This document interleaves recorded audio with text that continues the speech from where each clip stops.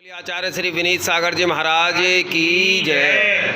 जैन संतों की सबसे बड़ी साधना यदि कोई है तो वो केस लॉन्च है। जैन संत केस लॉन्च क्यों करते हैं, इसके क्या कारण हैं, और जैन संत जब केस लॉन्च करते हैं तो श्रावकों के क्या कर्तव्य हैं। गुरुदेव।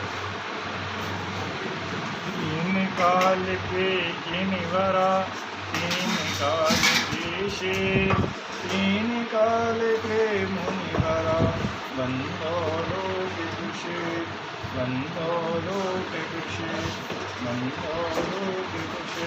बोले अनंत शत परमेश्वर भगवान की जय। आदिम आदिनाथ भगवान की जय। चिंतामणि पार्श्वनाथ भगवान की जय। शासन तीर्थन महाविष्णु भगवान की जय। आचार्य श्री शांति सागर छाणी महाराज की जय। परम पूज्य वत्सलवाकर गुरुआचार्य श्री कल्याण सागर जी महाराज की जय। अहिंसा में विश्व धर्म की जय। जय बोलिए आचार्य श्री विनीत सागर जी महाराज की जय। हे बब्बन, साधु के 28 मूल गुणों में केशवों एक आवश्यक कर्तव्य हुआ करता है। जो साधु 4 महीने, 3 महीने, 2 महीने, उत्कृष्ट 2 महीने में किया जाता है, मध्यम 3 महीने में किया जाता है और जगन 4 महीने में किया जाता है। तो केशवों को अपने दाढ़ी के, सिर के, मूछ के बालों को अपने हाथों से उखाड़कर अलग कर देते हैं साधु, घास फूस की बातें। इससे अपने ये पता चलता है कि साधु को शरीर से कितना ममत्व है। अगर शरीर से तुम्हें थोड़ा सा भी ममत्व होगा तो आप एक बाल भी नहीं उखाड़ सकते हैं, और शरीर से ममत्व नहीं होगा तो पूरे से दाढ़ी मूछ के बाल अपने हाथों से अथवा दूसरा उखाड़ के करता है। जो तो बालों को अपने हाथों से या दूसरे के हाथों से उखड़वा करके जो अलग किया जाता है उस क्रिया को केशवन कहा जाता है, जो दिगंबर साधु की आवश्यक क्रिया के अंतर्गत आती है, 28 गुणों के अंतर्गत आती है। और केशवन करने से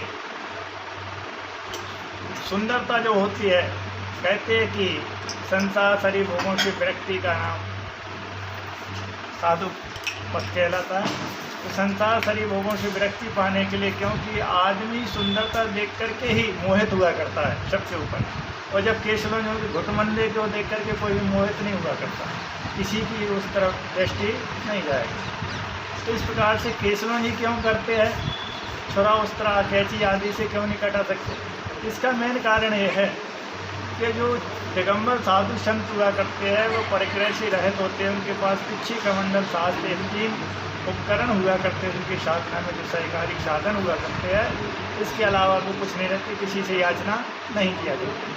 यदि मान लो बाल कटवाएंगे तो दूसरों को नाई को बुलाना पड़ेगा, फिर किसी से कहना पड़ेगा कि भैया इनको पैसे दे तो याचना करनी पड़ेगी। दिगंबर साधु किसी चीज़ की याचना नहीं किया।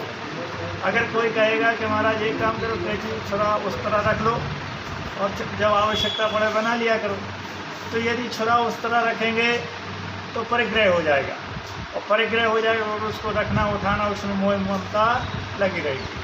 कभी अगर किसी के भाव परिणाम बिगड़ जाए तो वो सामने चीज़ होती है तो उसका दुरुपयोग भी कर सकता है, लड़ भी सकता है, मार भी सकता है। तो इसलिए साधु परिग्रह आदि नहीं रखा करता। तो इसलिए तो गुरुदेव ये परिग्रह ना हो इसलिए केस लॉन्च किया जाता है, और एक अहिंसा की पालनार्थ केस लॉन्च किया जाता है।